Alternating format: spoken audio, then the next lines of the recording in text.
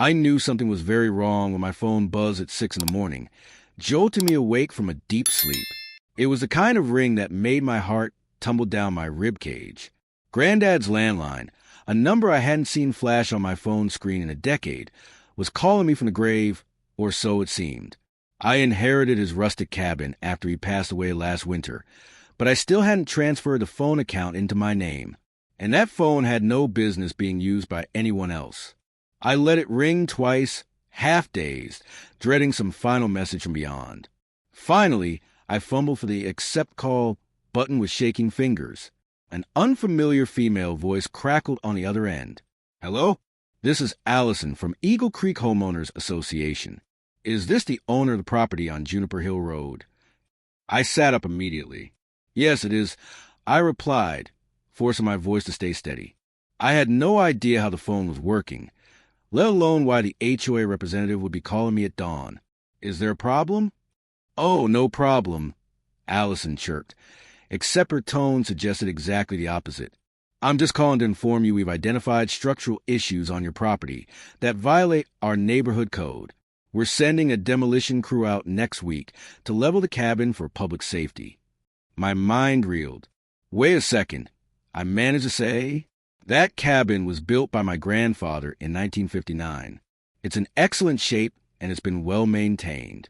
There's nothing unsafe about it." I paused, hearing my own pulse drumming in my ears. "You can't just tear it down." "The local Homeowners Association board voted 6-1 last night for immediate demolition," she said, as if reading from a script. "We did mail official notices. There must have been a misunderstanding. Anyway, the bulldozer arrives next Friday." I felt like I'd been punched. That property was more than wood and nails. It was living history. My grandfather's place was where I spent childhood summers hearing stories of how he'd rescued fox cubs orphaned by a forest fire, or how he'd outrun an avalanche once in his youth. In that moment, those cherished memories felt threatened as well. I sputtered a protest. "You can't do that without my approval, or at least some legal process. I'm going up there today. I'll sort this out."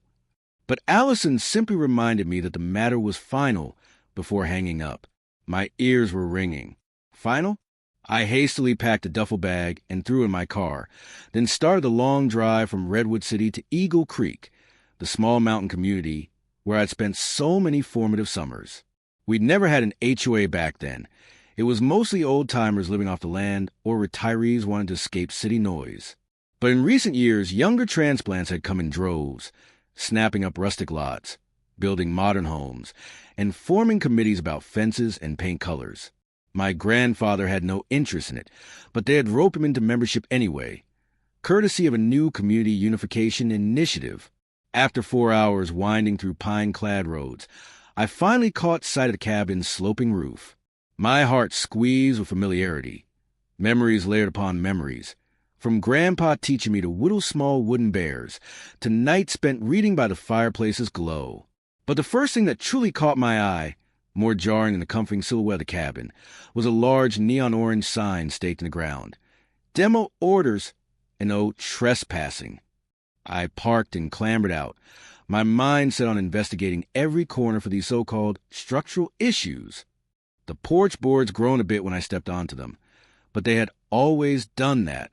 No sign of any rot or severe cracking. The roof looked intact with no visible leaks. I circled the cabin, checking the foundation and walls. Stable, not a single hairline fracture. The place was still solid as a fortress. Inside, the atmosphere was heavy with the smell of cedar, dust, and the ghosts of countless family gatherings. The phone in the corner of the living room was on its receiver, the same old rotary set Grandpa had used for decades. A flicker of anger coursed through me. The HOA must have known about the cabin's phone line if they'd used it to call me. But how had they gotten control of it? I spent the next hour rummaging through my grandfather's old filing cabinets and bookshelves. He kept meticulous records of the cabin's taxes, building permits, and even updates. I found a manila folder labeled HOA paperwork. Inside were documents about membership fees, meeting minutes, and property guidelines that seemed to have changed drastically over the past few years. One paper caught my attention. It was a letter from something called the Heritage Preservation Committee, urging the HOA to designate the cabin as a historical landmark due to its unique architecture and the role it played in the town's early logging community. Strangely, next to the official seal, there was a scribbled note in my grandfather's handwriting. HOA denied HPC request. They planned a big development. A cold realization crept through me. There was something bigger at play here. This wasn't merely about building codes or structural flaws. My grandfather had fought them, and he'd known they wanted the land for a reason, maybe to build some corporate retreat or new cluster condos. And now, they found an excuse to bulldoze his place. I set the letter aside, my hands trembling with anger. If the Homeowners Association was playing dirty, they'd chosen the wrong family. Grandpa always taught me to fight for what mattered. My strategy was already forming. If they thought they could demolish first and ask questions later, I'd make sure the town got every last question answered, and that the answers would burn the HOA to the ground. The first person I thought of contact was Mary Hill, the local historian who ran Eagle Creek's only museum. She was one of my grandfather's old friends, a sweet woman well past 70 who had a fierce memory for details. If anyone could help me figure out how the HOA ended up with so much power and what they planned to do with the cabin's land, it was Mary. I found her at the museum, hunched over a desk scattered with old black and white photographs. The place smelled like aged paper and a hint of pipe smoke, a comforting combination that reminded me of my childhood spent flipping through dusty town archives with Grandpa. When Mary looked up and recognized me, she broke into a wide grin. "You're all grown up," she said fondly, pushing back her gray curls. "I haven't seen you since you were knee-high, rummaging around with your granddad looking for arrowheads near Eagle Creek. I'm so sorry about his passing. He was a good man." I nodded, grateful for the sentiment, but pressed on. "Thank you, Mary. I miss him every day. Right now, I need to know about the Homeowners Association. They're trying to tear down Grandpa's cabin. They claim it's structurally unsafe, but I suspect something else is going on." She sighed, pulling off her reading glasses. "I'm not surprised. That HOA has been strong-arming folks out of their properties for 2 years now. There's a big resort company sniffing around, wanting to buy up any land they can get. If the HOA can declare it unfit or in violation of rules, they can remove hazards at will. Then they sell the cleared lot to the highest bidder." My pulse quickened. So they're basically flipping properties for profit? But how did they get that kind of authority? "They've changed the charters and covenants multiple times," Mary explained. "The older residents weren't paying attention at first. Then a few vocal opponents died or moved away, and the new blood on the board slipped in these ridiculous regulations. Before folks knew it, the HOA had the power to condemn properties and force them to sell. It's all legal, if you read the fine print, but it's certainly not ethical. Just hearing the scheme spelled out like that sent fury coursing through me. I told Mary about the phone call, about the supposed condemnation order. She listened patiently, her eyes betraying a deep sorrow for the direction her beloved town was heading. "I've been tracking the changes," she said, rummaging through a cabinet behind her. She pulled out a binder stuffed with newspaper clippings and typed notes. I had a feeling something big was in the works. "See, here's an article from 6 months ago about a proposed ski resort expansion. And here's another about a corporate retreat center. Every time it's the same group of developers paying for glossy marketing pamphlets, promising new jobs and tourism. But it's the HOA that's doing the dirty work, issuing code violations, bullying owners, and selling lots at a premium." Mary's documentation was thorough, but so far it was just paper. I needed something that would mobilize the community, a spark to reignite local pride and anger. A few folks might rally to help me, but taking on the HOA demanded a broader approach. "I have an idea," I said, flipping to the binder's pages. "If the HOA wants to claim the cabin is unsafe, let's prove them wrong. And if they want to say it has no historical worth, let's show the town how important it is. But I'm going to need help. Real, boots-on-the-ground kind of help." Mary gave me a thin smile. "I'll do anything you need. Your grandfather was a dear friend, and my loyalty to Eagle Creek comes before any new developer." I spent the rest of that afternoon brainstorming with Mary, cross-referencing her notes with my grandfather's. Piece by piece, a strategy emerged. First, we had to gather evidence that the cabin was structurally sound. Luckily, I remember an old friend of Grandpa's named Roy Patterson, a retired contractor who still kept a small workshop in town. Roy owed Grandpa a favor, or more accurately, 100. He'd likely be happy to do an inspection. Second, we needed to highlight the cabin's historical significance to rouse public sentiment. I found old photos of the original logging roads built by my great-uncle and grandfather, depicting how that cabin once served as a makeshift bunkhouse for the earliest loggers. Mary offered to run a special exhibit at the museum, a celebration of Eagle Creek's logging heritage, with the cabin as its centerpiece. We'd mount photos and documents that connected it to the broader story of the region. Third, we had to harness the power of local media. That meant cornering the small-town newspaper editor, Arnold Harris, who was notoriously neutral. He didn't like stepping on toes, but he also despised corruption. If we presented him with enough undeniable proof that the HOA's condemnation was baseless, he might run an expose. Finally, we needed to uncover any skeletons in the HOA's closet, especially the board members who voted for demolition. People in tight-knit communities don't like scandal, and a single whiff of impropriety could sway public opinion. Mary had rumors about bribes, hidden bank accounts, and city officials looking the other way. If we could confirm any of it, we'd have the smoking gun. Leaving the museum with Mary's binder tucked under my arm, I felt a surge of determination. The plan was forming. Sure, it was a patchwork of hope, old friendships, and local indignation, but it was our best shot. If the HOA wanted to bulldoze Grandpa's cabin next week, they were in for an unpleasant surprise. We'd come at them from every angle, historical, structural, emotional, and expose their money-grabbing scheme. The next step was to get Roy Patterson on board, check the cabin's foundation, and then see if we could whip the townspeople into a moral fury that no board meeting agenda could contain. Roy Patterson was exactly where I expected to find him, in his makeshift workshop at the far edge of town, tinkering with a half-restored 1920s tractor. The place smelled like motor oil and sawdust, and the clang of metal on metal echoed in the early afternoon sun. When I stepped inside, Roy glanced up, squinted, and grinned. "Well, look who it is," he boomed, wiping his hands on a tattered rag. "Haven't seen you since your grandpa's funeral.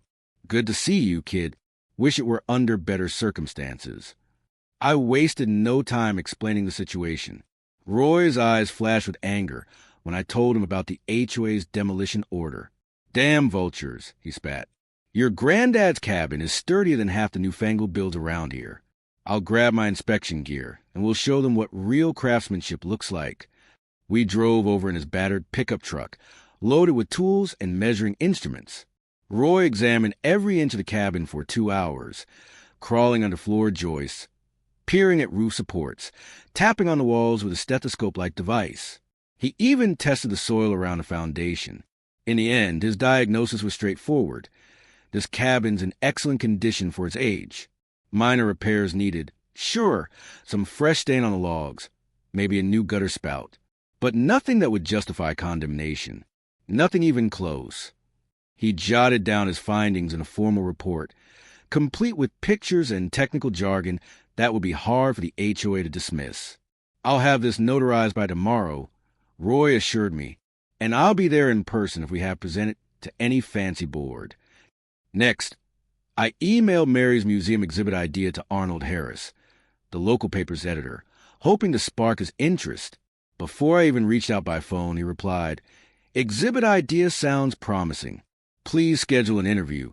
We'd like to feature local history. P.S. heard rumors about your cabin. This could be big." I took that as a good omen. If Arnold was already hearing rumors, it meant word was spreading and interest was piqued. Nothing stirred a small town faster than a controversy with a local legacy on the line. Over the next 2 days, Mary and I worked tirelessly, scanning old photographs, labeling them, creating short narratives about how Eagle Creek's logging past intertwined with my grandfather's story. It was surprising how a single cabin could reflect so much local color. Folklore about a traveling preacher who once stayed there, or how the porch served as an unofficial town hall when folks needed a place to gather. Our biggest break came when Mary unearthed a letter from a 1970s county commissioner thanking my grandfather for allowing traveling forest rangers to use the cabin as a base camp. The letter praised the property's robust, well-maintained structure. If it was robust in the 70s and had been regularly cared for, it would be quite a stretch to call it dangerous now. Meanwhile, I was still gathering intel on the current HOA board. Mary's rumor mill had churned out a few interesting names. Kevin Mahoney, the board president, was rumored to have a friendly relationship with Redwood Crest Developments, the company pushing for a high-end resort. Another board member, Linda Cross, had received a suspiciously high sale price for her own property a year earlier, right before Redwood Crest announced new investments. It all smelled rotten, but I needed proof. That's where my next ally came in, Derek Cole, an amateur sleuth with a knack for public records. Derek was a wiry middle-aged man with a perpetual grin, living in a cluttered apartment above the town's bakery. He rarely ventured out, preferring the comfort of his 6 computer monitors. But he owed Grandpa big time. My grandfather had once quietly paid Derek's medical bills after a bad accident. When I explained my predicament, Derek's eyes glowed with the thrill of the hunt. Let me see what I can dig up on Redwood Crest, the HOA, and these board members. Bank transactions, property flips, anything that looks fishy. While Derek scoured digital paper trails, I found myself face-to-face with the clock. The HOA's bulldozer was scheduled to arrive Friday morning, which was just 3 days away. With Roy's inspection report in hand, I decided it was time for more direct confrontation. I marched into the HOA offices, a tidy suite attached to a real estate agency, determined to get an emergency hearing. Allison, the same woman from the early morning phone call, sat behind the reception desk. Her plastic smile barely twitched. "Ma'am, we can't reschedule the demolition without the full board's approval." I handed her Roy's report. "This states the cabin is sound. Also, it's historically significant. I have a right to a hearing before you destroy my property." She gave the document a cursory glance. "The board is holding a meeting on Thursday evening. You can present it then." "That's less than 12 hours before your bulldozer arrives." I snapped. "That doesn't give us much time." "Those are the rules," Allison said sweetly, as though the short notice were simply unfortunate scheduling. "You'll have to comply, or you can always yield the property voluntarily." Voluntarily. The word churned my stomach. Clearly, that was their dream scenario. People just rolling over to let them do as they please. But I knew something they didn't. I wasn't alone, and I wasn't rolling over. Walking out, my eyes landed on a big glossy poster in the lobby. It showed an artist's rendering of a future Eagle Creek luxury resort. The label in the corner read, "Developed by Redwood Crest." The dream was basically to tear away the town's modest cabins and replace them with sleek modern buildings, golf courses, maybe a spa. My grandfather's cabin was just one more obstacle in their grand plan. But if that plan existed, maybe it was also the Achilles heel. If the town realized that the HOA was turning a tidy profit by steamrolling local history for the sake of fancy resorts, the blowback could be enormous. As I left, I felt a new wave of determination. We had 3 days until the bulldozer. That would have to be enough time to stir this town into action. A day before the hearing, Derek called me with a breakthrough. He'd managed to pull property sale records from the county database, cross-checking them with Redwood Crest corporate filings. He also found bank statements that suggested Kevin Mahoney, the HOA president, had received a series of consulting fees from Redwood Crest over the past 2 years. Even Linda Cross showed up in the records, netting nearly double the assessed value on her house when she sold it, right before Redwood Crest announced a new lodge plan. It's not illegal to sell property for a high price, Derek pointed out over the phone, but these timing coincidences look suspicious. And that consulting fee? Redwood Crest has no local employees, so why pay a local HOA president to consult? I think it's hush money or a finder's fee for scaring folks into selling. My pulse soared. This is exactly the kind of thing we need. Can you print out any official documents or transaction logs that prove it? "I'm already on it," he said. "I've got county stamped PDFs. It's not a smoking gun of bribery, but it's definitely going to raise eyebrows." I thanked him profusely, then hung up, The final piece of the puzzle was my meeting with Arnold Harris from the local paper. He agreed to run a small feature about Mary's museum exhibit, a piece that would also mention the historical significance of the cabin, plus maybe a subtle hint of the shady land deals. We sat down at the Eagle Creek Cafe, a cozy spot with vintage ski posters on the walls. Arnold was a slight man in his late 50s, with a receding hairline and a reserved demeanor. He was known for playing it safe, rarely picking sides. But I sensed a flicker of curiosity in his eyes as I laid out everything I'd gathered: Roy's inspection, Mary's historical files, Derek's property records, and the timing of the demolition. "This is bigger than your average neighborly dispute," Arnold murmured, leafing through the documents. "If there's corruption in the HOA, that's newsworthy. But you understand, I can't just run an accusation without tangible proof. Look at those bank transfers," I urged, pointing to the line items that reference Redwood Crest. "That's not just a rumor." He hesitated. "I'll run a story highlighting the cabin's importance, the suspicious speed of the demolition order, and the local outcry. But I need to carefully phrase anything related to possible payoffs. I don't want a lawsuit." That was fair. Even a carefully worded article could do a lot of damage if it cast doubts on the HOA's motives. "Thank you," I said. "We're having a hearing tomorrow evening, and the bulldozer's set for Friday morning. Time is tight." Arnold nodded. "I'll have something up on our website by tonight.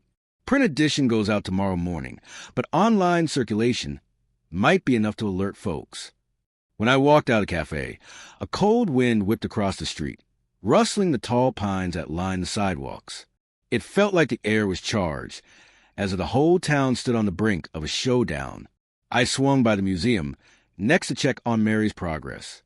She was in the midst of setting up the temporary exhibit, tacking up old photos on corkboards, labeling them with historical tidbits.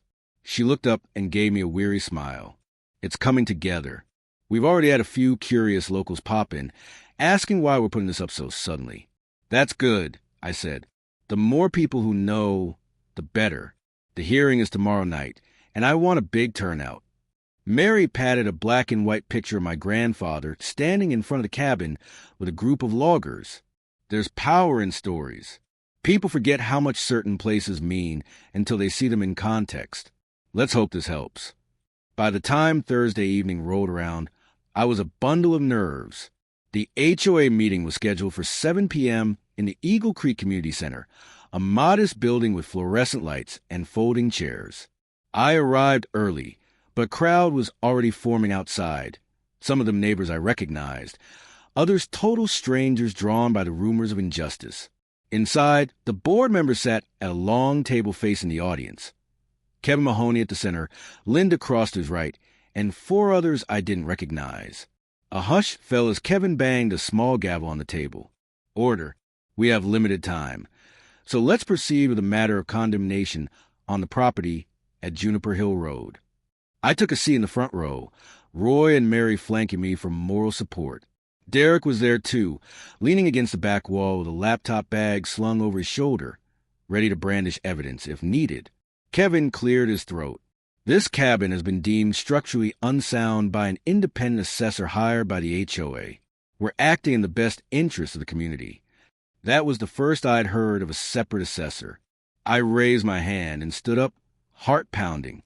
"I have a formal report from a licensed contractor, Roy Patterson," I said, my voice echoing off the walls. "He found no major structural issues. May I present it?" A brief flicker of annoyance crossed Kevin's face. "Fine," he said coolly. Roy handed out copies. "I've been building and inspecting homes in Eagle Creek for 40 years, he said. "Let's see your assessor's credentials and findings. Because in my professional opinion, that cabin is rock solid." Kevin stammered something about confidentiality, but Linda Cross interjected. "We do have a second opinion that suggests significant rot. We'll release it after the meeting." "After you vote, you mean?" someone in the crowd called out, prompting a ripple of uneasy laughter. Mary stood to speak next, presenting copies of old photos and letters that underscore the cabin's historical value. "This structure is not just another house," she said, her voice strong despite her age. "It played a role in the shaping of Eagle Creek's early logging industry. Losing it would be a blow to our heritage. A murmur of agreement spread through the audience. Kevin looked uneasy, flipping through his notes. Finally, I laid out Derek's findings, documents that connected Redwood Crest to certain HOA board members. I didn't openly accuse him of corruption, but I implied that the rush to condemn the cabin might serve someone's financial interest, not the public's. The tension in the room was electric. Kevin's jaw clenched. We'll take these presentations under advisement. The board will vote tonight, and, if needed, we'll address the demolition schedule. A chant of vote now, erupted from the crowd. People wanted immediate answers. I glanced at the clock. Time felt like it was slipping through my fingers. By tomorrow morning, that bulldozer would be revving its engine at the foot of Juniper Hill Road. One question pounded in my head. Would the crowd's outrage be enough to stop it? They refused to vote on the spot, dismissing the assembly with vague promises to weigh the evidence. Furious townspeople spilled out into the night, buzzing with indignation. While some folks drifted home, uncertain, a core group stayed behind the parking lot, forming a tight huddle around me, Roy, Mary, and Derek. We can't let them hide behind procedure, growled one local store owner. If that bulldozer comes tomorrow, we need to be there to stop it. A protest was brewing, raw and spontaneous. Mary urged caution. She didn't want anyone getting arrested or hurt. But Roy chimed in. We can't rely on the board to do the right thing. We got to show them that the town won't stand for this. Word spread fast in the community like Eagle Creek. By daybreak, over a dozen pickups and SUVs lined the dirt road leading to the cabin, and a small crowd of protesters had gathered in the clearing. Men and women in their 50s, 60s, some even in their 70s brought lawn chairs, thermoses of hot coffee, and homemade signs with slogans like Save Our History and Stop the HOA. It was a chilly morning, but the sense of solidarity warmed my heart. I walked from group to group, thanking them, sharing bits of Grandpa's story. Every so often, a new car would pull up, and the driver would join us, fed up with the HOA's overreach or intrigued by the story in the local paper. Arnold Harris had indeed published an article online the previous night, calling the condemnation order questionable and highlighting the cabin's historical significance. Around 9 o'clock, the rumble of heavy machinery signaled the arrival of the bulldozer.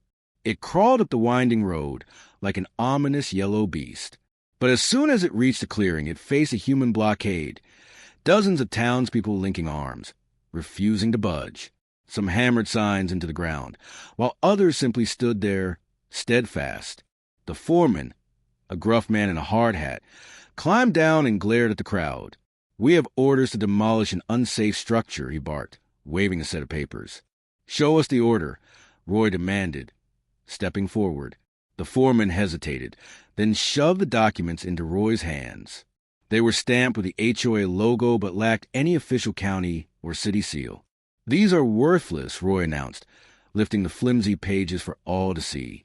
Not a single signature from a certified inspector or government official. A ripple of disbelief and anger spread through the crowd. The foreman shrugged. I just do what I'm hired to do. If you folks won't let me through, I'll have to call the sheriff. Go ahead. I shot back, surprising even myself with the conviction in my voice. But I think the sheriff might be interested in those so-called condemnation orders. No one moved. The bulldozer's engine purred, but it was going nowhere as long as we blocked its path. After a tense 5 minutes, the foreman climbed back into his vehicle and reversed down the road, presumably to phone the HOA for next steps. When he was out of earshot, a cheer went up from the crowd, but I knew this was only the beginning. The HOA would likely call an official law enforcement next. We had to make sure the sheriff understood the real situation before the board painted us as an unruly mob. Sure enough, half an hour later, a squad car rolled up with Sheriff Ross, a tall, stern man wearing mirrored sunglasses. He eyed the blockade with folded arms, then motioned me aside. Explain yourself, he said, not unkindly. I did my best to summarize the rush condemnation, the suspicious dealings, Roy's inspection, and the community's objection to bulldozing a historical site.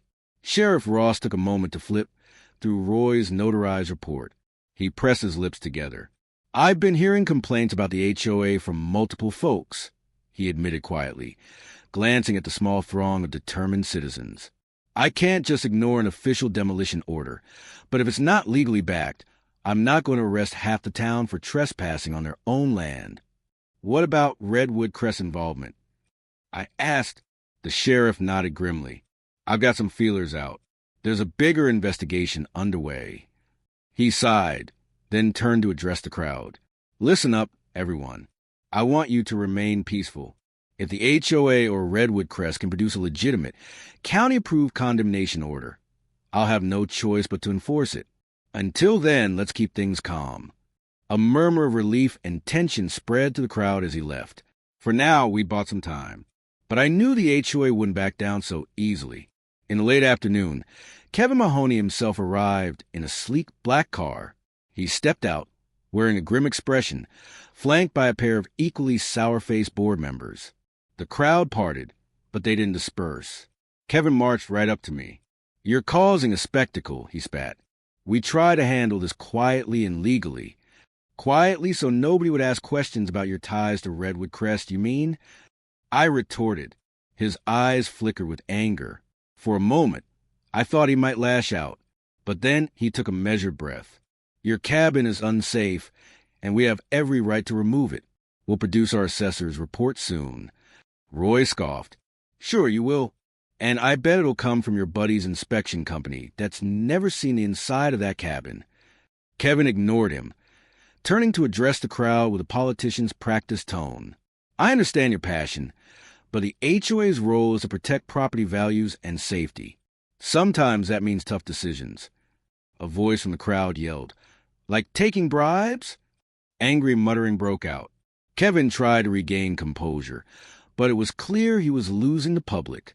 The mood was no longer a polite difference of opinion. It was a collective outrage from people who felt railroaded by a small group of power-hungry individuals. Finally, Linda Cross stepped forward. We might consider postponing demolition pending an independent county inspection, she said, her voice tense, scanning the sea of scowling faces. We'll request it immediately. I crossed my arms. That sounds like the first reasonable thing you've said. When can we expect that inspection? She glanced at Kevin, who shrugged uncomfortably. Within a week, she ventured. The crowd grumbled. A week was better than nothing, but it felt like another stalling tactic. Still, they'd retreated from the immediate demolition, which was a victory. I exhaled, relief mixing with residual anger. The bulldozer had retreated. The sheriff had backed us, and the HOA was forced to promise an official county inspection. They couldn't just tear down the cabin in secret now that half the town was watching. In the following days, Arnold Harris's newspaper printed a front-page follow-up, detailing the suspicious financial connections and the raucous protest. Mary's museum exhibit drew more visitors than it had in years, each person learning about the cabin's place in Eagle Creek's heritage. Derek continued digging, turning up more evidence of shady land deals. Even the sheriff's office hinted that they were looking into the HOA's practices. Within a month, Kevin Mahoney resigned from the board amid public outcry, taking Linda Cross and 2 others with him. New leadership put a moratorium on all further demolitions pending thorough reviews, including a special ordinance that protected historically significant structures. Grandpa's cabin was safe, and it was quickly becoming a symbol of the community's renewed fight against soulless profiteering. On a crisp autumn evening, I sat on the cabin's porch, staring at the orange and purple streaks in the sky as the sun dipped behind the pines. Roy had helped me install new gutters, and Mary had made the place part of a historic walking tour. The phone still sat in the living room, but it didn't ring ominously anymore. Instead, it was a silent testament to the moment I'd first learned of the HOA's plot, an echo of a call that had set in motion a small-town revolution. As I rocked gently on Grandpa's old chair, I felt an unshakable sense of gratitude. This cabin wasn't just my inheritance. It was Eagle Creek's inheritance, a legacy that spoke of resilience, neighborly spirit, and the stubborn refusal to let big money bulldoze our roots. And while the fight had been exhausting, it was worth every moment to keep a promise I'd once made to my grandfather, to protect what he built, come what may. The end.